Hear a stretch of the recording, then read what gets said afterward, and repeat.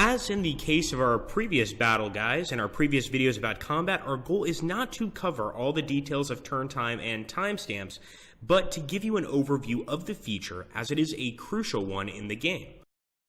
We're looking at the Kaiserschlacht 1918 scenario, and we already have some attacks set up for the Germans. We can see which ones by switching to the Map tab button and using the Battle Visibility button.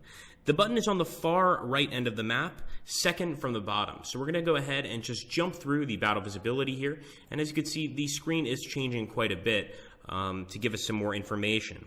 We should also notice that one of these planned battles already has a unit that has moved, and it's going to delay the battle. How?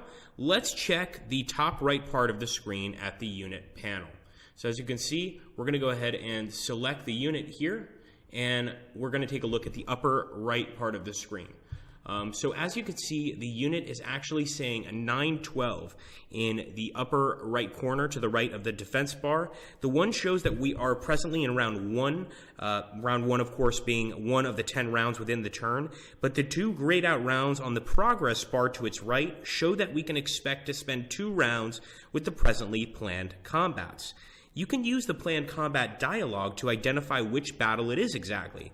But now I know which one, so let me show it to you. When I select this unit, you can see that it has spent 3 of its 12 movement points and has 9 remaining. This is because it has spent roughly 2/10 of its movement allowance for the turn. The battle it participates in also delayed it by 2/10 of the turn, hence the indication of the attack taking approximately 2 rounds. We will now fast forward to after the resolution of these combats. You can now see the summary of the resolved combats. The only 2 columns we care about are round and duration, at least right now. The round shows in which round out of 10 the combat began. Duration shows how many rounds the combat has taken. This makes the bottom combat the longest one. It started only in round 3 and lasted 2 rounds, ergo, the battle would end in round 4. However, if you take a look at the bottom of the unit panel once again, you will see that we have skipped 2 rounds and are actually now in round 3. This is because, unlike in previous Art of War games, we do not skip to the end of the longest combat. We skip to the median of its length of all the resolved combats. This is why we are in round 3. Now, what happens with that last combat that was supposed to go until round 4, and the first one that was supposed to go and end in round 3? Let's take a look. Well, welcome back, guys. We're going to first go ahead and use the Battle Visibility button to take a look here at what battles have happened and what battles are about to take place. And right now I wanted to make sure we not only get what battles have happened, but also what battles are going to take place coming up as we continue along here. You can see the gray icons showing where previous combats took place, and 2 of the hexes also show an orange icon. That indicates a battlefield timestamp. Now, timestamps are not exclusive to hexes. Units have them as well, although it is reflected in their movement points. What is a timestamp? The fraction of the turn in tenths that has been expended by the given unit or hex. Now, what does that mean? Let's hover over one of these hexes to take a look at the tooltip. I'm specifically going to look at this one right here. And notice that the round 4 entry on the last line of the tooltip here, let's get that tooltip up. I know it's not going to stay up the entire time, but here at the last line of the tooltip, it means the battlefield timestamp for this hex is round 4.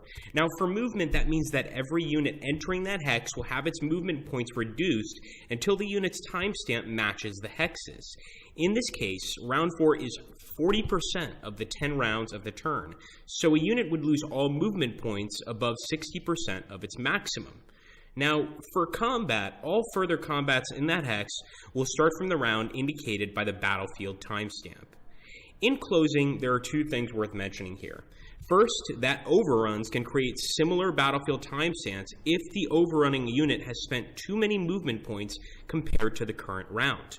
Overruns, of course, happen when you right-click an enemy hex to attack it, but instead your unit immediately forces a retreat of the enemy thanks to its much greater power. Secondly, The timestamp mechanic is used to prevent a common exploit in turn-based games. When a defender loses a combat but is unable to retreat because it is blocked by enemy units that did not participate in the battlefield timestamp will be set to match the blocking unit's timestamp, if it is higher than what the normal combats would be. This represents the fact that if you want some of your units to block the retreat path of an enemy, you have to wait for the blocking units to arrive before you force the enemy to retreat. Well guys, I hope that these tutorials, while short, did help you in some way to understand the game a little bit more.